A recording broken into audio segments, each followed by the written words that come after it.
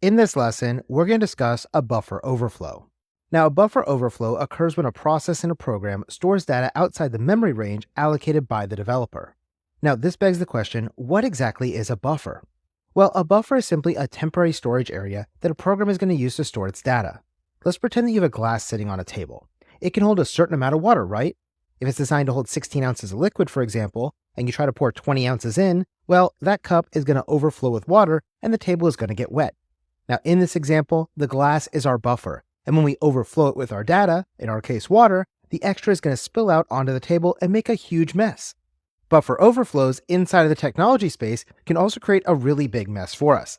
In fact, 85% of the data breaches were caused by buffer overflow attacks being used as the initial attack vector. So it's really important that we take a look at how a buffer overflow attack actually works. Now, let's pretend that you wanted to store my phone number into your contacts list. Here in the United States, our phone numbers consist of 10 digits. The first 3 digits are for our area code, which represents the city that we live in, and the last 7 digits represents the person's unique phone number. But before we had cell phones, you would simply pick up the phone and dial 7 digits on your phone because the telephone company assumed you wanted to place a local call within your own city or area code first.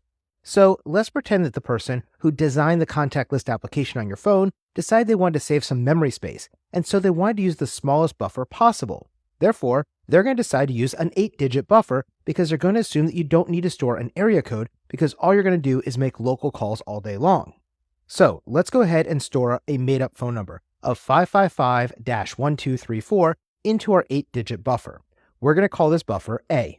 Now, when I do this, you can see that it takes up the first 7 boxes labeled 0 through 6 because computers always start counting with 0 like you learned back in your CompTIA A+ studies.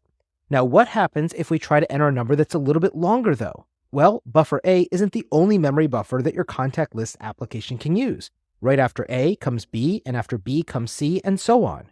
So let's consider how we could store a longer phone number. For example, let's say you're out on vacation at the beach and you meet somebody, but they don't live in your city.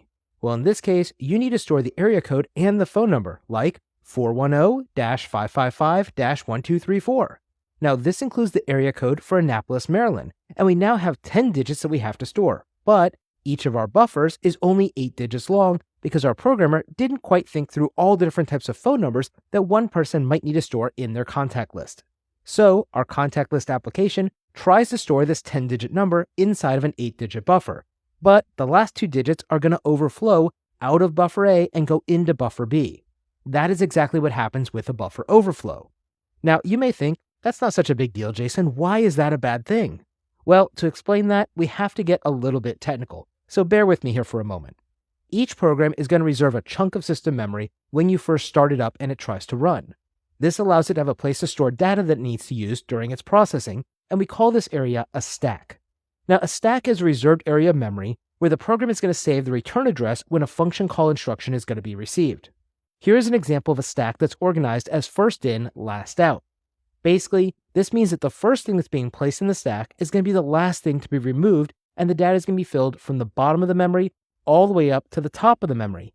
And actually, when you look at this, the bottom is actually on the top of our screen, and the top of the memory is actually at the bottom of our screen. Now, I apologize for this because you think that it looks upside down, but in actuality, this is the standard convention that we use in the IT and technology space. So I wanted to introduce it to you here so you won't get confused later on in your studies. Now, if an attacker tries to place too much information into that stack, or they change the values of that return pointer, they can actually carry out an attack. And this is what they're attempting to do with the buffer overflow. They're attempting to overwrite the return address of the pointer so that it will point to a different place in the stack where they've already placed their malicious code.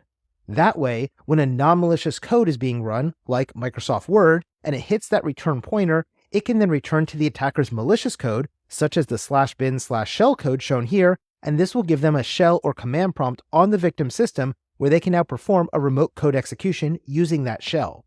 When an attacker is able to do this, this is known as smashing the stack.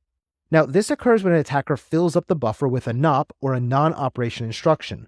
So that way the return address may hit one of these NOPs or NOPs and then continue all the way down until it finds the attacker's code and begins to run it. When this series of NOPs is hit by a non-malicious program, because the attacker has already filled up the buffer with all these NOPs and return address to their malicious code, this is known as a NOP slide. Now, the NOP instruction essentially is an instruction that tells the computer to do nothing and simply go to the next instruction. And it will continue to do this and slide all the way down until it hits a new instruction or return pointer. And in this case, it's the final return pointer that causes the program to branch over to that memory address where the attacker placed their malicious code. Now, one of the mitigations against a buffer overflow attack is the use of something known as the address space layout randomization, or ASLR.